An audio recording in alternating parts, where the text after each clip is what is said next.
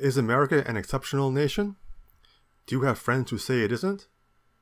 If you want to fully understand the roots of American exceptionalism, how it is being threatened, and what you can do about it, pick up my free ebook, Understanding American Exceptionalism, what it is, how it came to be, and why it's fading, at understandingamericabook.com. Link below in the description.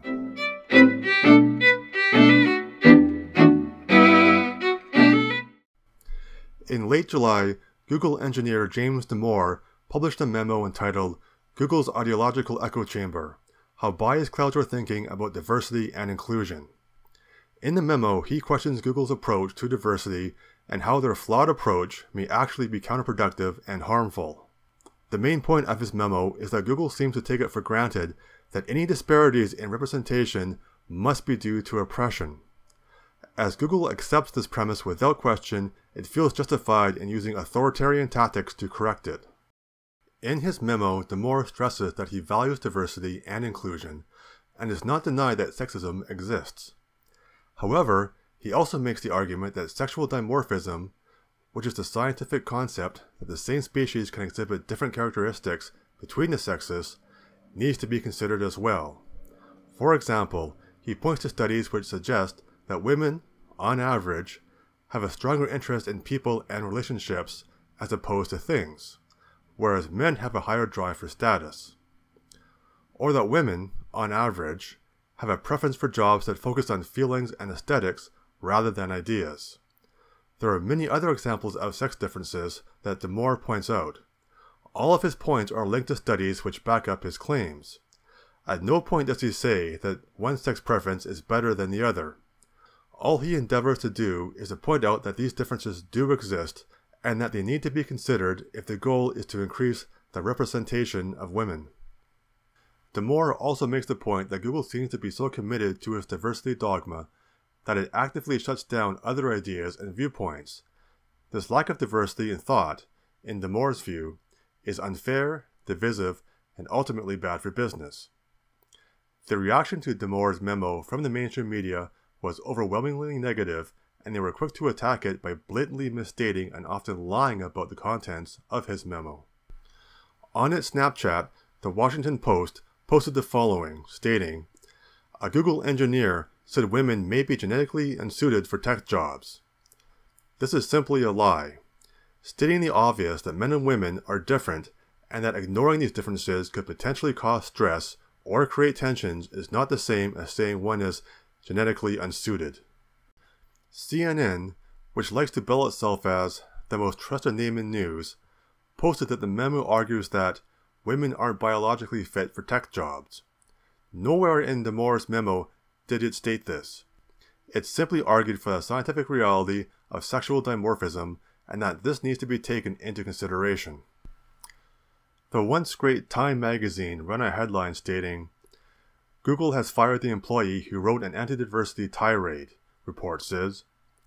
Anyone who has read the memo can see that is the furthest thing from a tirade that you can get. Just because you disagree with the contents of a memo doesn't make it a tirade.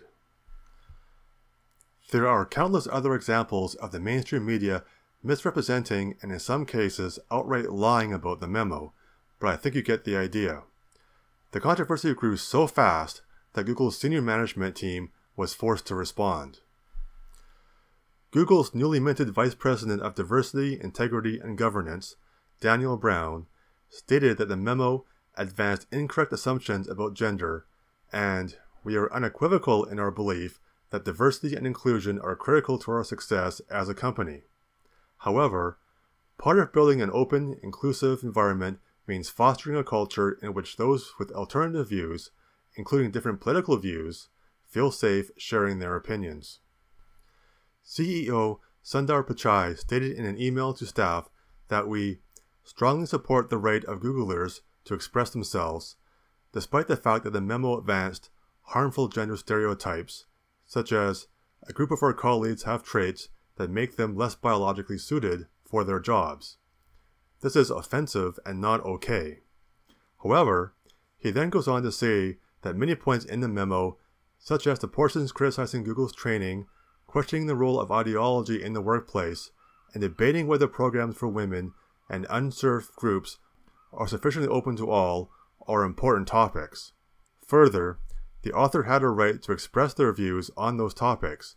We encourage an environment in which people can do this, and it remains our policy to not take action against anyone for prompting these discussions. Shortly after these statements were released, James Damore was fired. Why did this happen? What minefield did James Damore accidentally step into with his mild-mannered memo? Without knowing it, Damore had engaged in the sacrilege of questioning diversity, which to most in the establishment is akin to blasphemy. As a concept, it is worshipped blindly like a god, and any attempt to question it is treated like heresy. The economist Thomas Sowell, speaking on his book, Intellectuals and Race, discusses the unquestioned reverence this word has acquired. Once again, intellectuals and race. The key word among advocates of multiculturalism became diversity. Yes. Sweeping claims for the benefits of demographic and cultural diversity have prevailed without a speck of evidence being asked for or given. Name a few institutions in which diversity is championed without evidence. Gosh, the question would be, name one way where that isn't the case. I would say the whole Ivy League, Stanford, Berkeley. Corporate America? Yes. It's really miraculous almost. I mean, I can't think of a word that has gained such widespread use and which is utterly unchallenged without one speck of evidence. If you look at societies that are diverse, they have all they can do to avoid mutual bloodshed. I mean, India, for example, is very diverse, and you know it barely coheres as a nation. That's right. Look again at James's memo. You may agree with it or not, but it is well sourced with various studies that support his contentions. In fact, Jeffrey Miller, an evolutionary psychology professor at the University of New Mexico, stated that, graded fairly, his memo would get at least an A- in any master's level psychology course. Now compare that to the reactions of the media, who were forced to respond with deceptions and denial. Or look at the responses of the Google bigwigs. Daniel Brown states quite clearly that we are unequivocal in our belief. A belief is merely an opinion that you would like to be true. It is not a fact. Nowhere in her memo does Miss Brown provide any evidence that her wishes are factual. Likewise, Sundar Pichai's email simply states his beliefs, along with the same kind of distortions that the dishonest media engaged in. Regardless of Brown and Pichai's beliefs, their actions have proven that Damore's concerns were well-founded and that diversity of thought is not tolerated at a company whose business is information. Due to their now demonstrated lack of tolerance and diversity, Google has done tremendous damage to their brand. Now that you know what is going on behind the wizard's curtain, how much do you trust Google search results? How safe do you feel using Gmail? Are you having second thoughts about using Google Home? With this one action, Google has revealed themselves to be a more fearsome big brother than even Orwell could have imagined. It has lost the trust of a large swath of the public on whom its entire business depends. Too bad the leadership team at Google didn't think of this or have anyone bring it up. But that's the price you pay for living in an echo chamber. If you enjoyed this video, please consider liking it and subscribing to my channel. Don't forget to press the little button as well to be notified when new videos are available. If you would like to support my channel, there are two ways to do it. One way is to support me on my Patreon account at patreon.com/Tocqueville. Patreon allows people to support their favorite content creators directly. Even $1 a month helps me out a lot and will allow me to create more and better content. The second way is to purchase some of my books and comics from Amazon. I've actually created a number of short stories and comics under the name Funny Comics, loosely based on the game Minecraft. Some of my most popular titles are my movie Minecraft parody comics. More recently, however, I have started to create comics and short stories that will hopefully educate as well as entertain.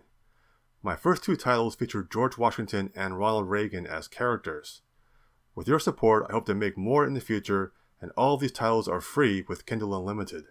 Links for both options are below in the description. Thank you in advance for any support you can give.